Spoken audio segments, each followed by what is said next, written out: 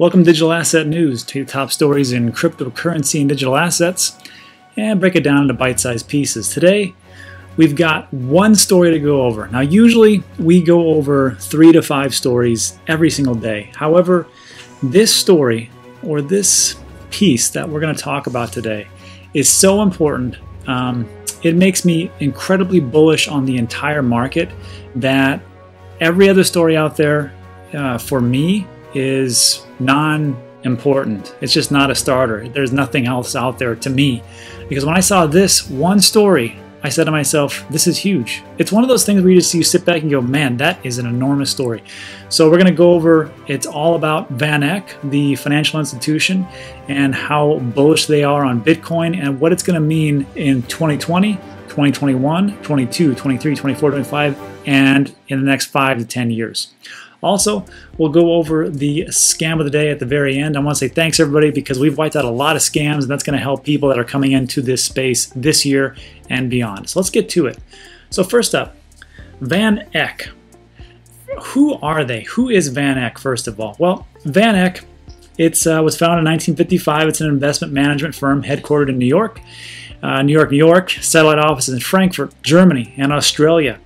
It is estimated at a whopping 49 billion, no chump change. It has more than 200 global employees, and it's a pretty big player in the game. Now, if you want to compare that to somebody like Fidelity, Fidelity's worth about 109 billion. So, yeah, it's a little bit smaller than Fidelity, but it's nothing to sneeze at. It's a pretty big player in the whole investment type of arena. So, when I saw this article, first of all, this is just in their blog post, but it wasn't just the blog post. The blog post it's just something that's on their website, and they were kind of saying, yeah, this looks like a pretty good thing.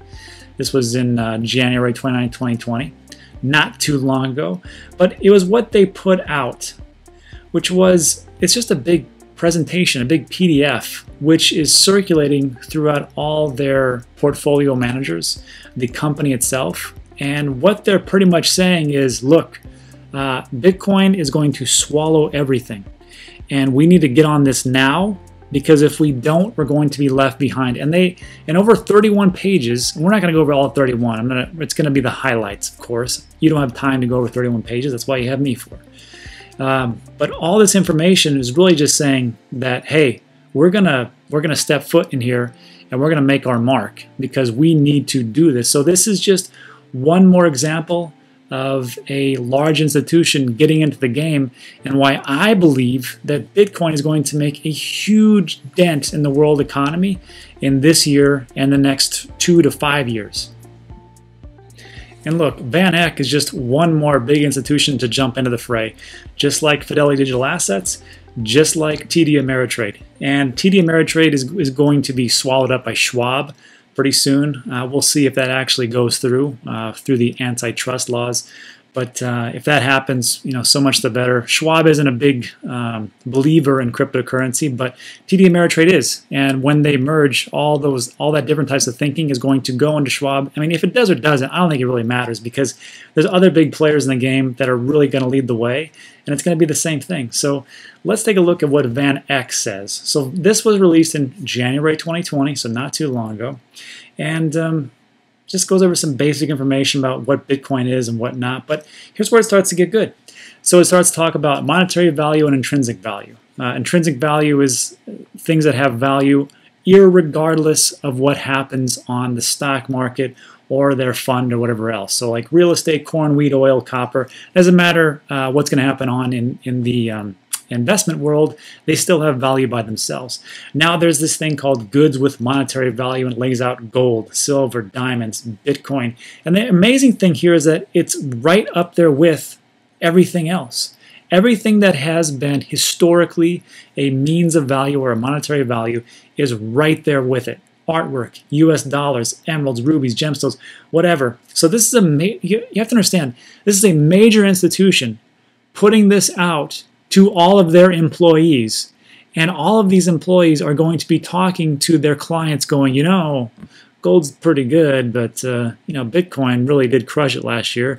And if we can do something with your, you know, allocating different funds for your portfolio, I think we can make a big dent, or whatever they say, whatever salesy schlock that they pull. I don't know, but what I think is going to happen is they're going to push this big time. So let's take a look. Scrolling down, it talks about monetary value usually arises from special needs. Gold, and right here, they're comparing gold to Bitcoin. Gold to Bitcoin. So you have to understand, words are power. And when you start to associate things from your, like this is from your boss. Your boss is going, look, gold is great, and we invest in that too, but gold and Bitcoin are on the same level. So gold acquired monetary value because it was scarce, durable, and relatively easy to make into coins, bars, etc. Bitcoin has monetary value because it's scarce, which is spectacularly unique in a digital world. Durable, strong privacy characteristics, is a bearer asset that can be memorized. Bearer asset meaning like you control it, you own it, it's on your person. And that makes it especially useful in authoritarian regimes like in Venezuela. So great, they're laying the groundwork, and then goes through some other stuff, blah, blah, blah.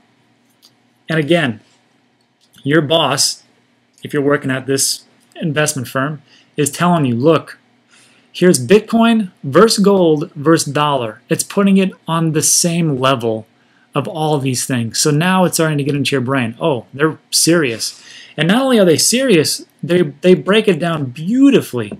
So they talk about, like, look, gold it's highly fungible, it's highly non-consumable, it's moderately portable, durable, blah, blah, blah, easily transactable, low, scarce, dependable, or dependent on who you talk to, sovereign, low, decentralized, smart, no. Bitcoin, high. Sovereign, government issues, low, no, doesn't. High. If you're looking at this right now, you're like, okay, I get where you're going. All right, boss, what else do you want me to do? So here it talks about why don't institutional investors have exposure to Bitcoin?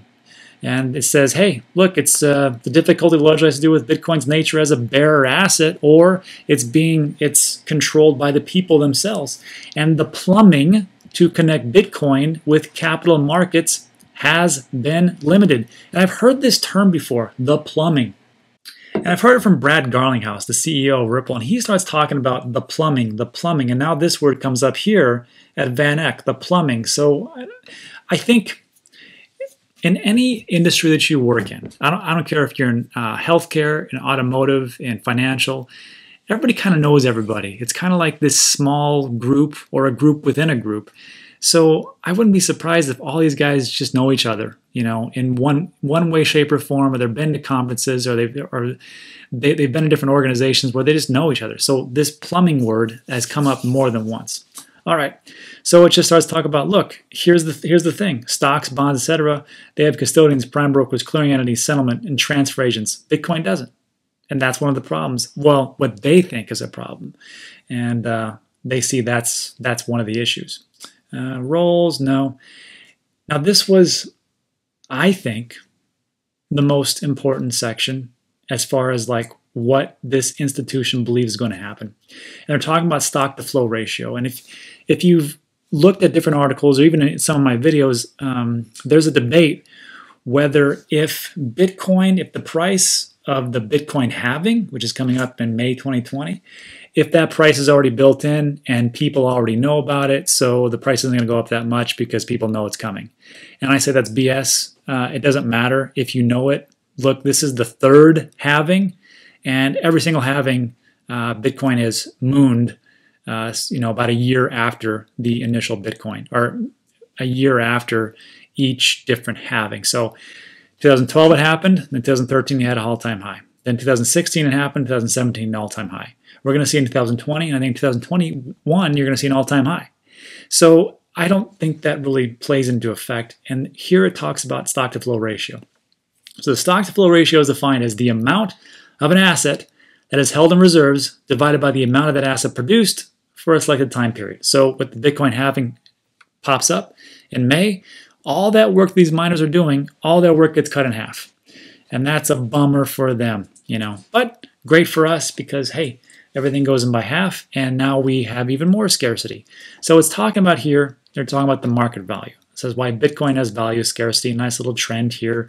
This is what's going on. There's going to be scarcity. It's going to be more scarce. Great. This section right here is the most interesting. Bitcoin and number of blocks per month. And it's talking about prices. And right here, it's pretty much just telling you, look, this is where it was. 2016, 15, 14, 13. Here we are going forward, 2019. Here's 2020. We just passed over this little part here. And if you look at it, this is about the middle point of the square. So the middle point is around June of each year. So they're saying, look, we think, they're pretty much saying right here, we think this is what's going to happen. You're going to have the halving, and it's going to shoot up. Now, how do they know that? They're not like Nostradamus. They don't have a crystal ball. But they got a lot of people around them, and they've been doing this for a long time, and they've seen different trends, and they have a ton of analysts that work for them, crunching numbers day and night.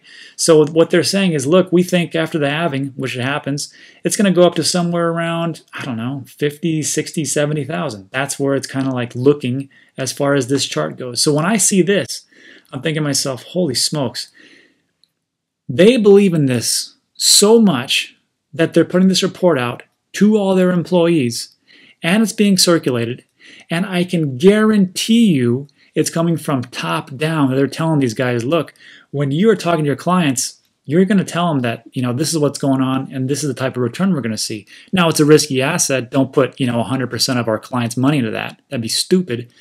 But what we want you to do is really push this. I think that's what's happening. And they're even saying, look, it's going to go up to like 60, 70,000. Who knows? But that was an interesting thing that they'd even put that into their presentation to all their employees. Moving on. Talks about first the Bitcoin halving. Bitcoin historically outperforms traditional asset classes. So it's looking at the Bitcoin growth. And it says, it's like, look, year to date, it's up 86%. S&P 500, US bonds, gold. S&P 500 went up 31%, which is fantastic, but didn't touch Bitcoin. US bonds 8.72, wah wah. Gold 18.87, not bad, but again, didn't touch Bitcoin. And yeah, so I think you're looking at this, they're like, okay, so you're telling me that we can hedge our bets with Bitcoin. Interesting. So maybe I will bring it up to some of my clients. Now let's talk about low correlation with traditional asset classes. There's a potential for increased portfolio diversification. What does that mean? That means, look, we've got clients and we're going to tell them to do, hey, get into the S&P 500. Also, here's some mutual funds we recommend. Also, put it in gold and oil and all these things. Now we're going to tell you, look, you need to put this into Bitcoin. 1%, 2%, 5%. And what we can do is, because it's going to do so well, and traditionally it's done so well with the halving, we know it's going to do well this year. We want you to put money into it. Okay, sounds good, Pete. And off they go. So again, it's just saying, look, guys, it's a great portfolio diversification. Definitely push this. This is where it gets interesting. A small Bitcoin allocation may improve portfolio upside. It's saying right here, a small allocation to Bitcoin significantly enhanced the cumulative return of a 60% equity and 40% bonds portfolio allocation mix while only minimally impacting its volatility. So let me tell you, you're telling me that I can significantly improve my chances of making money and there's less downside risk because I'm not going to put too much into it? Sign me up. Sign me up. And this is from, remember who we're talking to. We're talking about VanEck, $49 billion company. If that's not bullish, I don't know what is. Moving on. Large funds. Then it talks about Bitcoin risks. Bitcoin market structure risk. This is what they see as a risk. Hacking of trading platforms. True. And they're talking about places like Coinbase, Binance, BitMEX, all these different places. And that's totally true. Price volatility. Very true. This is great for traders. Not so great if you want to try to make money over the long term because you want to, get your clients in and go, look, it's safe, it's okay. What about this volatility? Yeah, you got me on that one, Joe. There is a little volatility, but overall it's going to be okay. Encryption vulnerability, developments in quantum computing. This is an interesting topic. Google had just put out an article about a month or two months ago that said they had built their first quantum computer. Quantum computer can look and they can do, billions of computations in a second, which would take all the supercomputers in the world a very long time. So if we have quantum computing, it can crack the code, get your private keys, and drain all your money. But it says, hey, if quantum computing does go online, it would also increase the success of private key hacking. Also, it'll increase credit cards, which will be more vulnerable nevertheless. So it's the same thing. If quantum computing comes into play, watch out. I don't think we're anywhere near that, but who knows? Then it talks about coding errors, governance shortcomings, and that's a big one. The US needs to get on board, but I believe that because the central bank digital coin, the CBDCs are coming online, Spain, France, European Union, and also in China, which they are going to roll out their CBDC, the yuan, in Q1 of this year. That's going to push the hand. China's a major power. America can't let that slide. That's why there's the 21 different laws going before Congress as far as cryptocurrency digital assets to vote on them, get something in place, and move forward. So there's a governance shortcomings last year. But I think this year is going to be the year of the central bank coin. It's also going to be the year of Bitcoin, and it's also going to be the year of governance or Congress passing laws to get clarity of the whole issue. Just my thoughts.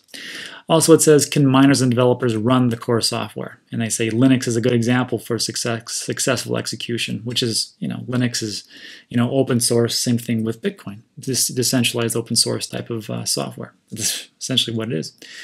So that's their problems that they see, which aren't really too big. You would think that a big, huge billion-dollar company would have more risks associated and lay it all out like pages and pages and pages, but no, they're like, that's it. That's our big thing. All right, moving on. Heavy momentum in crypto developments. State regulation. Colorado exempts crypto from state securities regulation. Interesting. Wyoming recognized crypto as property, allows banks to be custodians, enables tokenization. Wyoming, right? Pretty progressive. Physically settled Bitcoin futures receive regulatory approval. Established custodians enter crypto. Established brokerage to offer spot digital trading. Pension funds. This is huge. I should have put the different color for this one. Pension funds and endowments allocate to digital assets. Let me read that again. Pension funds and endowments allocate to digital assets. If you have, let's take the teachers union.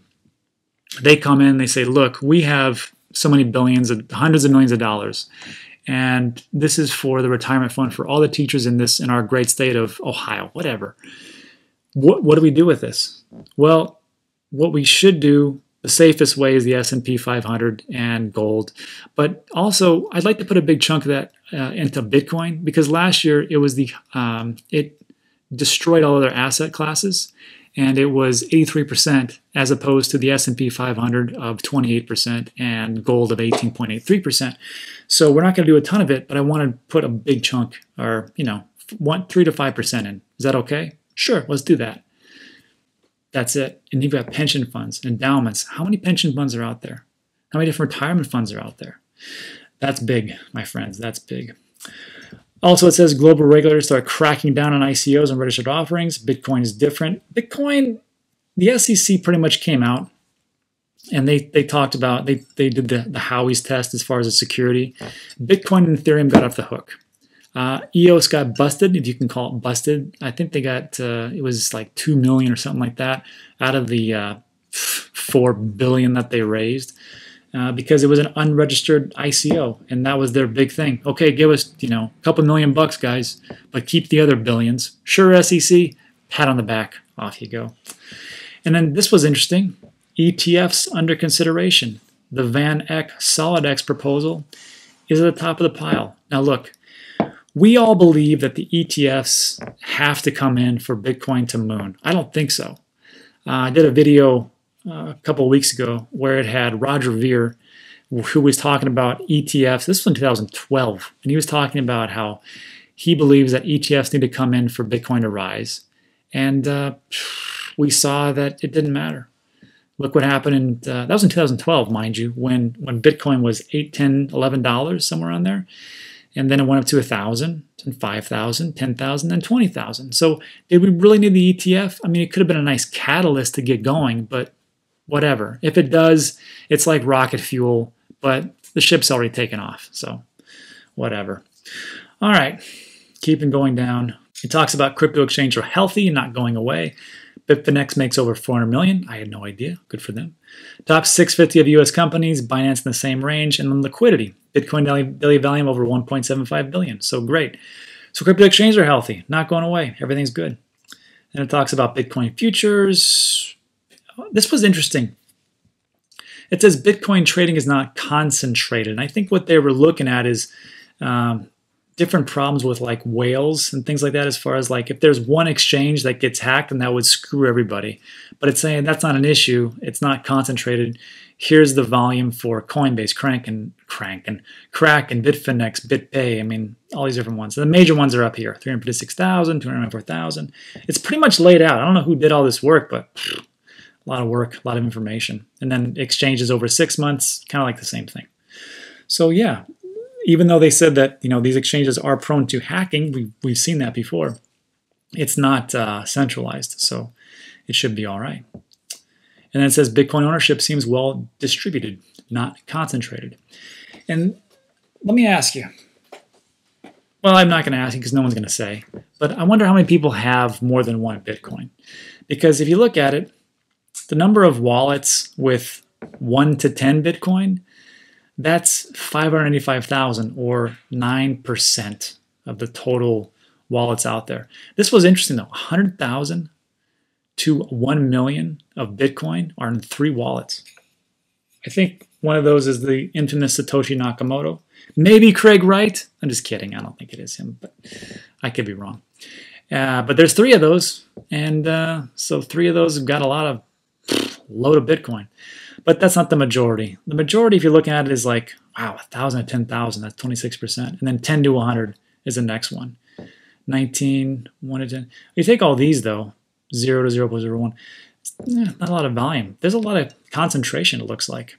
But there is one caveat it talks about, and that is that there are multiple wallets per person. So Joe Blow could have a wallet with half a Bitcoin, then another wallet with 10 Bitcoin, then another wallet with 1,000 Bitcoin. I mean, it really could be like that, and he could be all over the place. So it does talk about how it's well distributed, but they really aren't 100% for sure. So yeah, okay. Moving on, it talks about nodes in different areas, not a big deal, more stuff. And then tracking Bitcoin adoption off-chain. I thought this was interesting, and this actually happened in 2019, but taking advantage of Bitcoin's trust minimized features, Microsoft works to build a decentralized identity platform on the Bitcoin blockchain. I had read about this a while back, but it's just interesting to see it again. I'm like, oh, that's right, Microsoft is working on an off-chain Bitcoin project. Now it talks about sidechains which supercharge Bitcoin capabilities, and it makes it more scalable. And these are things like the Lightning Network. So sidechain transactions make verification faster. Example, the Liquid sidechain supports Lightning, enabling scalability up to millions of transactions per second. So that's always nice. And then it talks about Lightning Network again. Lightning Network is a payment-focused layer 2 application built on top of Bitcoin. It's scalable. Millions of transactions per second versus Bitcoin's 7 transactions per second, and Visa's 45,000 transactions per second. And then it only costs a fraction of a cent instead of dollars. And I think this is why Twitter, Jack Dorsey, is trying to get the Lightning Network to be more implemented onto Twitter. So we'll see if that jumpstarts things. But Lightning Network isn't really taking off like it should. You would think people are like, oh, this is great. We can make payments and we can make them go fast. But it has really kind of stalled, in my opinion. But I could be wrong again. And moving on to the last part here. And they talk about the 10 most liquid digital assets. Most liquid. And if they're thinking about Bitcoin, you can better believe they're thinking about, well, what about the other 10? These look pretty good. What's going on here? Bitcoin, XRP, Ethereum, Bitcoin Cash, Bitcoin Satoshi Visions, Tether, EOS, Litecoin, Binance Coin, and interestingly enough, Chainlink. Now, for complete transparency, this is what I invested in. Bitcoin. Ethereum, XRP, Chainlink, EOS, and Cardano. So one out of those 6 isn't there. Cardano, sure, great. But I don't know which one's going to make it. I have no idea. But I think one stands a pretty good chance of going to the moon. And I really don't care if there's anything outside of that. Like, I don't care if Litecoin or Binance Coin goes up. That's great, because what's good for one is good for all. I talked about this in the last video, and it got an outstanding positive result for the most of you. And I believe that most of you are like me. You are tired of this nonsense, of this partisanship as far as Bitcoin maximalism, XRP maximalism, Dogecoin maximists. Those guys are the worst. Those Dogecoin people. Ugh. Tomato coin maximalism. Whatever. That's sarcasm. So, in my opinion, I don't care what goes up. They're all cryptocurrency. When the water rushes into the harbor, all the ships rise. So if Litecoin goes up, I'm a big supporter. I'm like, yeah, baby, go to the moon.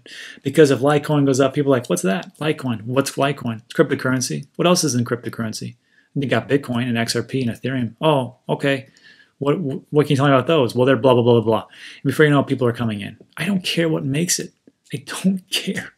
I don't care if Bitcoin is here for 1,000 years. I just don't. I don't care. It could be tomato coin. I don't care. As long as something goes up, I'm happy, because it's going to bring everything else up. So that's my position. And that is it. That is it for today's video. Like I said, I didn't want to go over anything else, because I think this is such. If you just take a step back and look at this from the 1,000-foot bird's eye view, going, what's going on with this market? You're telling me in just a couple of short years, we've got these large institutions like VanEck, like Fidelity, like TD Ameritrade, and these are the ones that are actually public. What about the ones that aren't public and talking about this behind closed doors, going, we need to get on this, fellas or ladies. We need to get going on this, because this is going to pass us by. This is huge. This is huge. This is huge. Right now, cryptocurrency digital assets is a very small niche market. But once you get these guys going in here and they're telling one of their clients, hey, we need to get on Bitcoin. He goes and tells his friend at the country club or wherever he's at. And those guys tell their kids, and then those kids go like, well, we already knew about that. And then all of a sudden, before you know it, 1 tells 10, 10 tells 100, 100 tells 10,000. And it spreads like wildfire. And 2020, my friends, is going to be a big year, mark my words.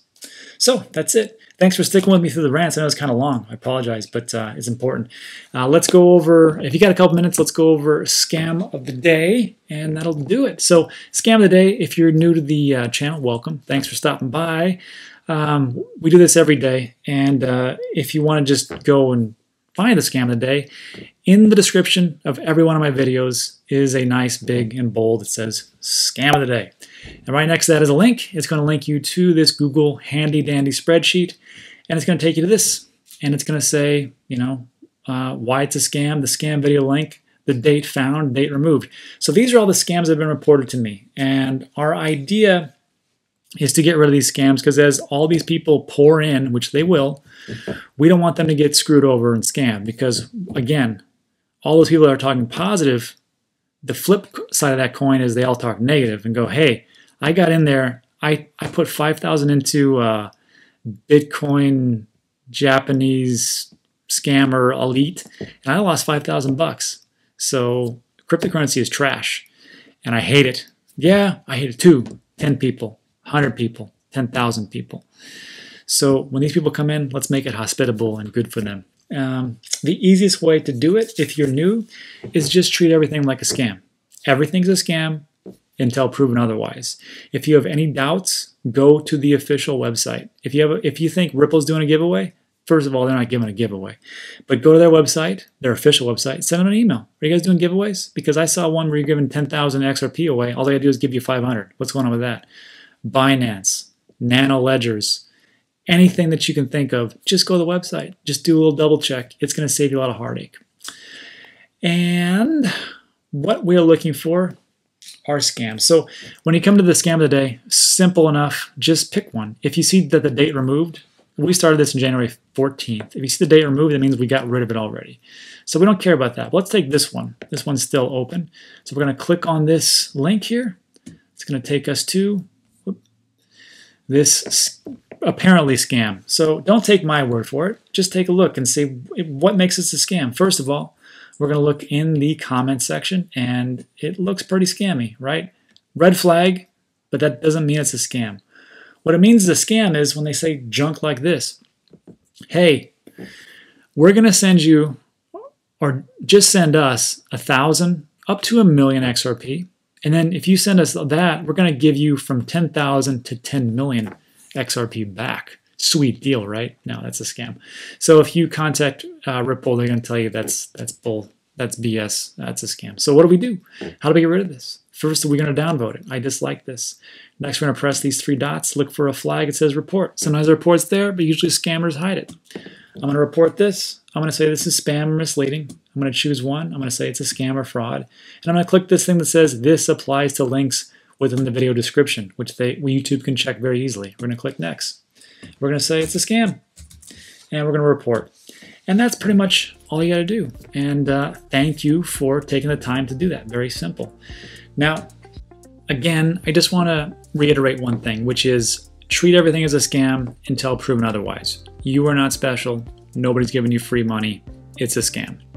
And that's it. So again, thanks for sticking with me to the end. I really appreciate that. That really helps out. Now, I can report scams all day, but it's just me, just some wacky YouTuber. But if you help out, then now we're 2. And then if everybody else who watches this video, now we're thousands. And then YouTube goes, wow, maybe this really is a scam instead of that nut job over at Digital Asset News reporting all these scams. So maybe we'll take a little closer look. So that could help out tremendously.